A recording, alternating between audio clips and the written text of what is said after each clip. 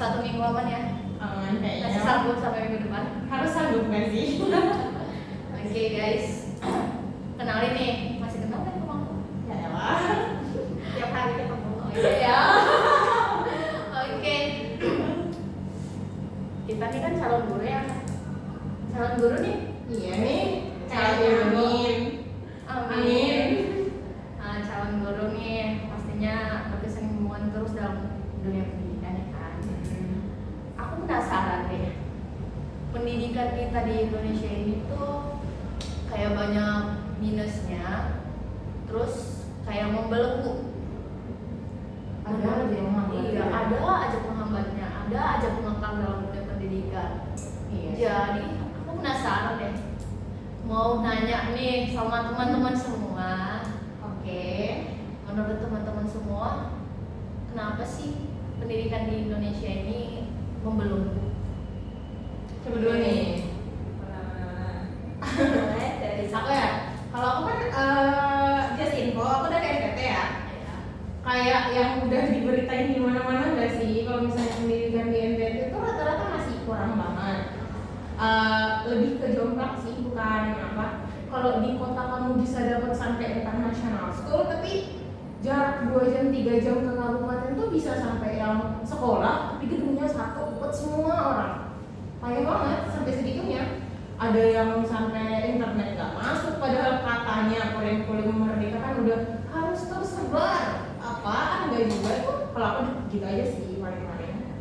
kurikulum merdeka katanya tersebar, tapi kan yang pengen DT ya. Sebagian kan katanya ini kan dimeratakan, iya di kotanya. Gimana sama kabupaten yang notabene-nya harusnya bisa-bisa aja sekali dijangkau tuh, tapi enggak juga. Kalau dari teman-teman yang lain gimana dong? Kalau daerah aku sih terutama kan kurikulum merdeka sama sih. Kayak di desa-desa itu kan jaringan internet kurang. Banget. Kayak gedung juga itu kayak akses di kita itu nggak sama kayak yang di kota kayak gitu. Sama kayak karakteristik juga menjadi penghambat gitu. Ya, kamu kabupaten Anak karakteristik dari itu anak-anak daerah pelosok itu berbeda sama karakteristik anak-anak di kota. untuk kamu kabupaten kota? Kabupaten Jomblo ya? Iya, jomblo. Jadi kabupaten. Aku kan kota, tapi kan Di kabupatennya aja belum nyampe kurikulum merdeka gitu. katanya sih harusnya udah nyampe, tapi Iya. ngajarnya kadang masih yang penting masuk ngajar gitu. Nggak sesuai lah, nggak selaras. Apalagi itu tuh, waktu kemarin kan KM kan, aku ikut kampus mengajar. Dibagi tuh, ada temanku yang dapet di salah satu kabupaten NTT 2 jam aja tuh dari kota. Tapi tiap kalau misalnya kita mau bahas tugas, dia harus ke area sekolah dulu biar dapet jaringan kayak gimana pembelajarannya coba. Gak bisa, susah. Kalau Kurikulum merdeka, sorry ya, kurikulum merdeka tuh jadi kayak nama aja. Nyatanya untuk pelaksanaan di tempatnya kurang banget. Jadi mungkin kalau untuk konsepsi kurikulum merdeka itu udah bagus sih. Dari segi konsep yang dari atasnya. Iya, Untuk pelaksanaan atau implementasinya ke bawah itu susah gitu ya. Satu mungkin karena tadi ya di NTT atau di mana? Bengkulu sama ya. Di Garut juga mungkin untuk sarana dan prasarana yang di kota itu udah memadai. Tapi untuk kecamatan yang di daerah kan itu masih nggak ada gitu ya. Untuk proyek tol saja kayak kadang cuma satu sekolah itu satu. Iya. Itu juga kan berjalan lambat ya. Sama lagi di tempat aku gitu. beda dengan tempat kita PPLK. Iya dong, di sini kan Satu kelas satu proyektor. Bayangkan satu son kan gitu Iya. ya. Gitu. Syukur masih satu proyektor satu kelas. Ini satu sekolah juga ada proyektor. Gitu ya. Implementasikan si kurikulum merdeka ini. Iya. Jadi udah nih kita udah tahu belenggu-belenggu yang ada di pendidikan kita, yaitu tentang ada implementasinya yang kurang, jaringan dan Penyebaran, penyebarannya, nggak merata lah. karakteristik juga berbeda. Kalau Karakteristik, sumpah karakteristik. ya karakter itu yang saya lihat ya, udah banyak nih siswa-siswa yang kurang dalam menghargai, apalagi dalam menghargai gurunya,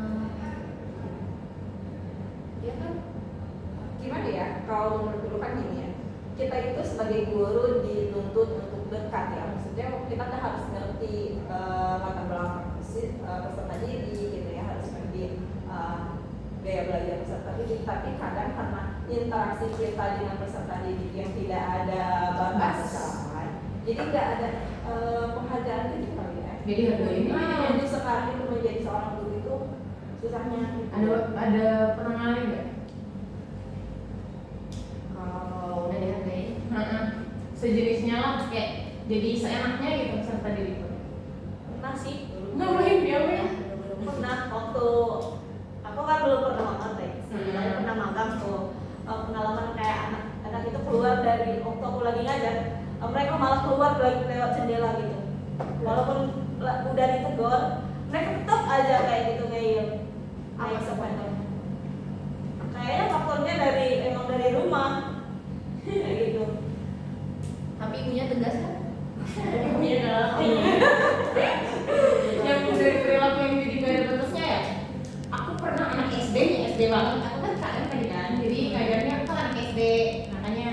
Terus SD banget nih, jam 1 malam di chat P aja. Kita sekarang kayak kalau ngechat guru aja masih mikir kan, apalagi kalau udah jam 6 ke atas kan masih mikir boleh nggak ya, walaupun penting banget. Jam 1 malam di chat P, apa sih? Jadi jawabnya gimana? Nggak usah.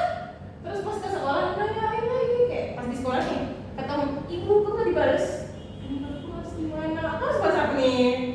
Gila aja. Karakter gitu udah kayak banget. Dan itu kayaknya bukan satu-satunya nggak sih? SD. Terus SD. Kalau kita pikir-pikir anak SD sekarang kayak gimana gitu, jam 1 masih pegang HP. Dulu. Dulu mana bisa jam 9 masih keluyuran nggak jadi tahu. Iya tuh, kita bikin lagi. Mana ada teriak-teriak guru di sekolah? Cuma buat menyingkap kayak gituan aja. Mau ngampus kan menilai udah terancam. Jadi kayak kalau sekarang bebas kurikulum mereka tuh enak, tapi ya gitu. Jadi pada over nggak sih? Ini nih, karena teman-teman sekalian bahas tentang karakter peserta didik. Oke. Aku ada sebuah berita Berita viral apa tuh? nih, viral Banget nih. banget. Muncul ini. Nanti kita tunjukin. Viral banget.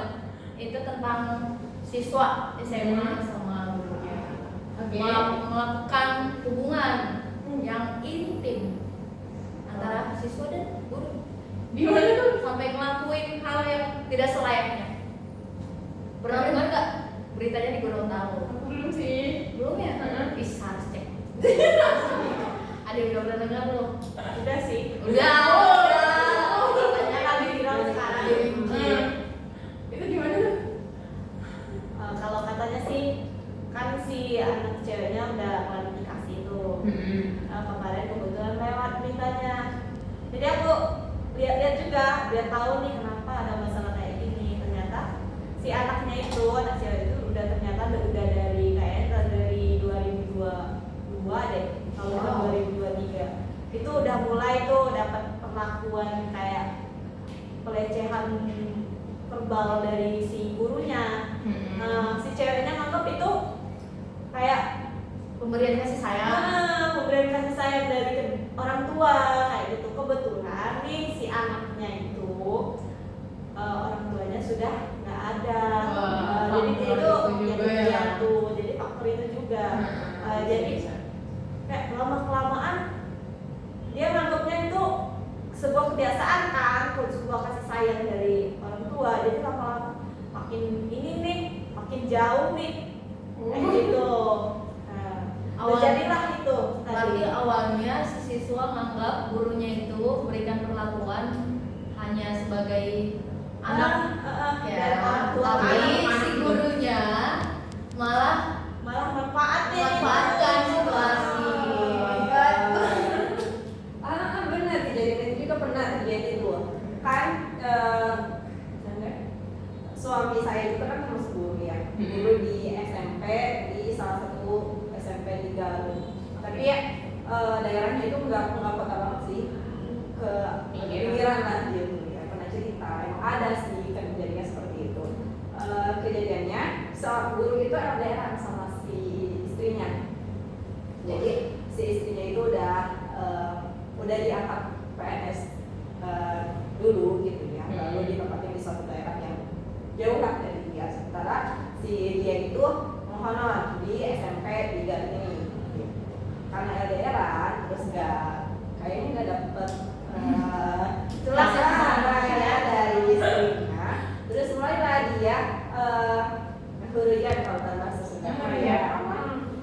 ya kan hari ini Anak emang MPT banget ya.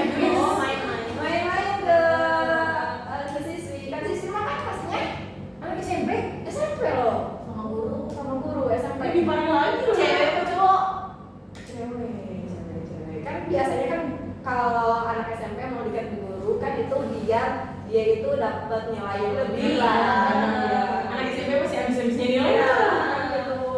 Apalagi dia itu termasuk siswi yang ranking di kelasnya. Oke. Ini pertama. Sama kayak SMA. Wih, itu. Terus nggak tahu ya katanya dia itu suka cetak, suka jalan bareng sampai satu saat si si kakaknya merasa ada beda nih. Si cewek nih. Kakak cewek merasa beda soalnya tingkah laku dia tuh udah beda gitu.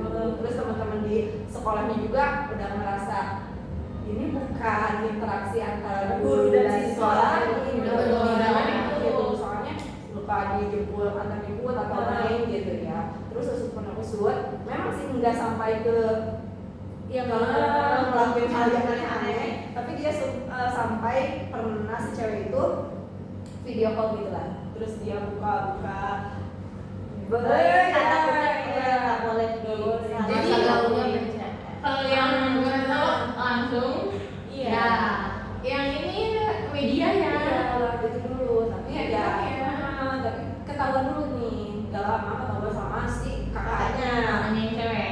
Yang cewek ya udah dia ngambek banget nih ke sekolah lah dia langsung. Mana gurunya? Wah gitu, cer-ceras seperti itu. Wih gede tuh. Ya akhirnya ya karena gurunya juga merasa bersalah ya, merasa tahu lah dia merasa di posisi yang salah, akhirnya dia sujud karena malah minta maaf. Berarti endingnya Pendidikan di Indonesia nggak hanya karakter peserta didik yang rusak. gurunya pun masih ada masuk. Aduh, oknum. Oknum ya, tapi kalau dikumpulin banyak deh. Banyak tuh.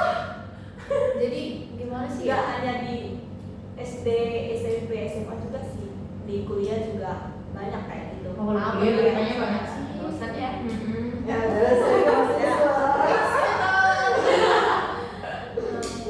Udah tahu gitu kan karakter guru juga yang minus. Gimana sih kalau menurut teman-teman sekalian tentang karakter dari guru itu? Aduh, kalau itu gurunya udah banyak banget sih. Kayak dia memanfaatkan yang harusnya tuh harusnya nggak gitu. Kalau misalnya mau interaksi guru murid, oke lah disayangi anak yatim piatu itu. Tapi sayang yang benar dong, jangan sayang-sayangan. Ya nggak sih? Kalau menurut aku sih untuk keberlanjutan untuk pendidikan ke depan itu sekolah tuh lebih bikin kebijakan di dalam sekolah itu dulu. Jadi kayak bikin peraturan yang lebih tegas biar si guru sama si siswanya itu juga bisa ini dengan peraturan. Kalau aku suka tuh yang kayak gitu, kayak diterapin di SD sekarang. Yang PPL kita, walaupun ada nih guru cowok tetap lebih bisa, tetap Oh iya. jaga batas banget kan. Si guru sama siswa pun begitu. Siswa pun jadi tahu nih kalau misalnya sama siswa cewek, siswi ya kalau sama guru yang cowok gak boleh Ya kayak peluk kayak kamar mandinya juga beda kan. jauh banget gila. tempatnya. Jadi kayak bukan kalau di sekolah aslinya di sini udah diterapin tuh keren sih. Jadi dibatasin bukan cuma antara guru sama siswanya aja, cewek cowok pun dikasih batasan biar semuanya pada sadar gitu kan, biar oh iya emang gak boleh gitu. Keren sih, udah terapin emang bilang banget sih itu nah. Balik lagi nih dari semua permasalahan yang ada. Cara teman-teman nih, kalau menurut teman-teman gimana sih mengatasi itu semua? Coba kasih masukan deh, siapa tahu nanti podcast kita ini nyampe ke atas deh, udah didengerin. Kalau sampai ke atas tolong pemerataannya ya, pemerataannya tolong benar-benar merata banget dong. Sakit hati aku tuh kayak di kota udah menikmati pendidikan yang A, I, U, E, O, tapi giliran dapat tempat pengajaran yang pinggiran dikit banget, gak ada apa-apanya. tolong banget kalau sampai didengar sih, amin aja sih. Terus Kalau apa ya? kalau untuk karakternya gimana? Aduh, karakter tuh sesuatu yang sulit gak sih? Ada menurut kamu nih, pemerintah perlu nggak melakukan sesuatu yang membantu Program kali ya? Ya, Kayak monitoring gitu. Monitoring biar siswa yuk. Heeh. Kalau misalnya aku sendiri masih butuh banget nih kalau misalnya untuk karakter peserta didik ya, kayak bilang di sekolah kok, maunya juga di sekolah kan. Kalau dari teman-teman dulu deh. Bisa kayak monitoring, terus apa kayak ada ini kayak untuk itu memberi bekal anak-anak itu, memberi wawasan kayak informasi bahwasanya kayak apa nih tentang Oh iya benar seks benar. itu sex education Sama kayak gitu. Oh, sex education dong. Kenapa sex education di Indo tuh tabu banget sih? Kayak anak-anak tuh kalau misalnya di cewek ya ngomongin mens aja harus sembunyi gila. Ya, padahal itu penting kan. Ya bener sex education boleh. Takut bilangnya tapi udah kayak pemberlakuannya banyak gitu ya. Padahal kan harusnya bisa sih. Kalau aku setuju tuh kalau untuk sex education. Biar setidaknya untuk para Mereka tahu tuh tahu mana yang baik, mana yang buruk. mana yang boleh Iya. dirangkul, boleh dipegang kan. Kayak untuk mereaksi sama pemberian atau kayak pemberian dari seseorang itu juga ya, untuk jaga-jaga yang mana yang normal dan mana yang berlebihan gitu. Benar. Kalau menurut dulu sih penanaman nilai itu harus dimulai dari keluarga dulu. Nah, keluarga kita ini gimana? Keluarga dibilangnya, terus parenting keluarganya lagi gimana? Gini ya. Jangan-jangan dari keluarga parentingnya yang nggak bagus jadi nggak bagus juga di Zaman sekolah. sekarang tuh makin ini gak sih karena teknologi ya? Bisa juga dari lingkungan. Karena teknologi jadi ini gak sih? Tapi ada loh kasus di mana di dalam keluarga tuh dia kayak anak baik-baik banget. Iya, itu gimana loh? Di keluarga tuh anak ini baik-baik banget. Ada tau Di kasusnya? keluarga terus di lingkungan sekitar itu anaknya dipandang baik banget, Iya. rajin banget, nggak neko-neko. Tapi Tapi pas di- di luaran, di pergaulan itu lebih parah. Nah, aku pernah kan ngeliat kasus yang kayak gitu, kayak di keluarga anaknya baik banget, nggak mungkin aneh-aneh, tapi di sekolah nggak tahu. Di sekolah tipe yang usil jahilin orang, tapi sering bully. nah kalau dilaporin ke orang tuanya, jadi orang tuanya kan mikir enggak, kok nggak mungkin, karena emang kalau di rumah tuh pembawaannya dia bawa nama aku tuh baik loh. Jadi kalau misalnya ada masalah di sekolah, bakalan orang kalau jadi orang tua kan kalau kita tahu anak kita gimana ya kita tahu itu aja kan. Terus nanti di sekolah dimarah-marahin tuh sama mamanya padahal emang anaknya yang salah. Ada tuh kasus kayak gitu pernah baca. Gitu gimana ya? Kayak sesuatu yang nggak ada di luar tapi pas masuk dunia pendidikan kacau aja. Kalau menurut aku ya, itu sistem parentingnya karena di dalam keluarga itu aturannya sangat ketat. Jadi dia ngelakuin apa yang menurut hal orang tuanya baik di dalam sebuah ruangan, sehingga dia keluar mencoba. Jadi mencoba hal baru. Iya, coba hal baru. Oke, itu kayak sistem yang bilang nggak strict parent anaknya Ah, bebas. iya. Agak takut ya. Tapi kalau di keluarga dulu, keluarga dulu itu kan termasuk keluarga yang agamis lah. Oke. Jadi dari sejak kecil itu selalu ditanamkan nilai-nilai, ya nilai-nilai agama lah. Nah, akhirnya untuk di keluarga dulu gitu ya, itu ada batasan sih untuk setiap pergaulan yang dia lakukan. Jadi dia udah dikasih tahu gitu ya di rumah itu. Batasan kan kalau di agama kita ada aurat gitu seperti aurat. Aurat itu nggak boleh ditunjukin ke sembarang orang gitu. Apalagi lawan jenis. Apalagi lawan jenis itu udah diterapin waktu si anak itu masih kecil gitu, masih mereka udah gitu. Kalau Dari edukasi ya, iya, dari anak-anak gitu. Ada auratnya harus ditutup gitu. Terus nggak boleh kalau kita itu untuk pacaran ya, keluarga lu itu nggak ngasih izin untuk pacaran, bukan karena takut dari pacaran itu jadi yang yang aneh-aneh. aneh gitu atau interaksi yang berlebih dengan lawan jenis. Contohnya kayak tadi ya guru Melakukan zina, kayak itu kalau kita dekat dengan guru gak apa-apa, tapi kalau kita terlalu intens kayak chatan yang gak perlu itu Emang zaman kita masih ada yang cetak sama guru gitu. Selain tugas ya. Selain tugas ya. Kalau tugas oke konfirmasi nanya. Jadi zaman sekarang gila banget ya. Iya. Ya, jadi penanaman itu kan udah nggak ada. Jadi si siswa itu karena mungkin faktor ya globalisasi atau gimana gitu, yang dia itu mau bebas gitu, mengakses apapun dia menganggap bahwa dia itu udah bisa nentuin mana yang terbaik untuk dia yang itu. Padahal kan keluarga atau mungkin ajaran-ajaran agama yang mereka anggap sebagai belenggu itu adalah penjaga dia sebenarnya. Iya. Kalau tentang buron tadi nih karakternya gimana? Solusi dari teman-teman sekalian. Wah, saring.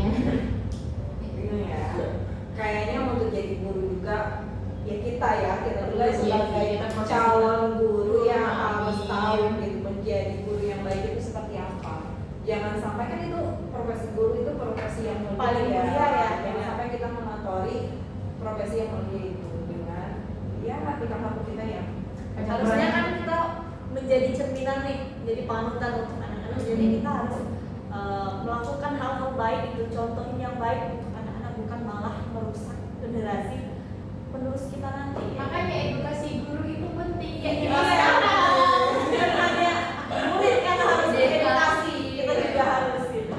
Jadi memberikan edukasi pada guru penting. soalnya kan guru juga harus update terus kan. Iya, benar.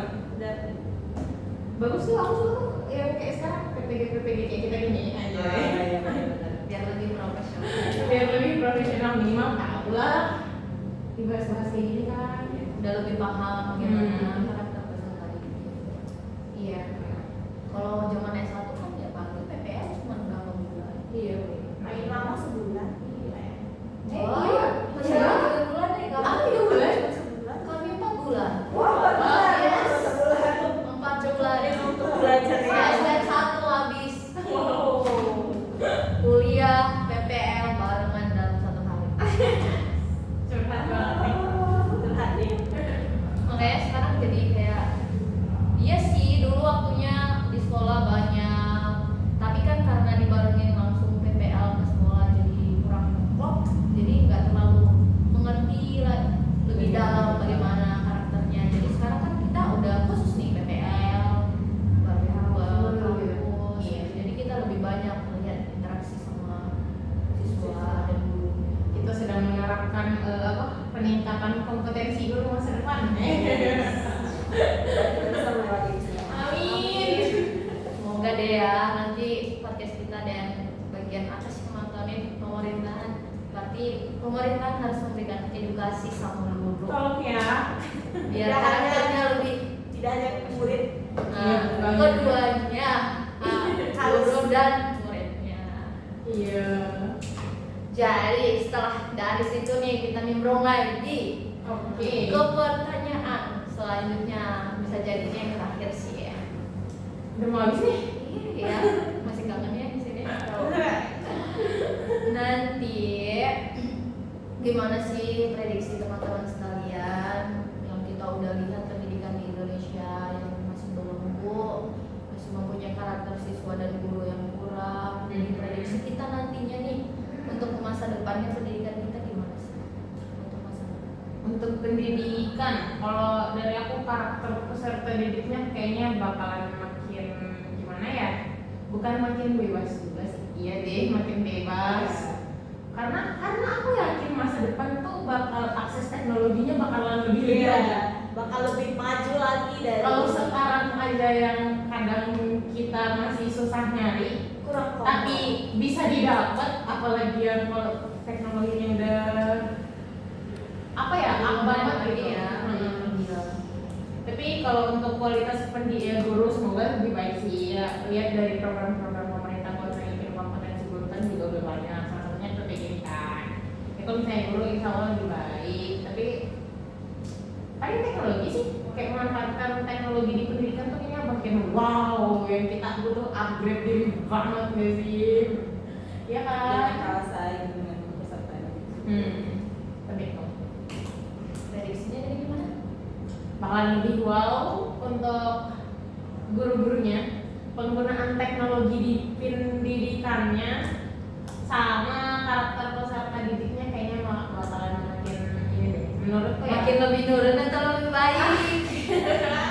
Komen aku. Gimana? Takut banget. Kayaknya kalau dari segi apa? Dari segi teknologi untuk pendidikan ya itu kayaknya lebih naik lagi kayak gitu, lebih baik lagi, lebih maju lagi. Tapi masalahnya ini dari Semoga itu ini karakter deh. orangnya kayak gitu. Makanya yang menjadi Jadi ya biar prediksi pendidikan kita karakternya bagus nih, nanti ada baiknya juga sekolah jalin hubungan sama orang tua untuk membangun karakter. Benar sama. Ya Jadi kan? semoga di masa depan anak-anaknya aman, karakternya aman, pendidikannya aman. Gitu ya sih. Itu aja. Ya udah capek. Prediksinya pasti ya. Begitu Semoga lebih baik lagi. So pasti baik sih.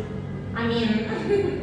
Karena teknologinya pasti baru lebih canggih lagi. Ya, kalau teknologi tapi untuk Asalkan pembangunan dari pendidikan ini mau membangun chemistry bersama orang tua dan lebih bagus lagi membuat edukasi.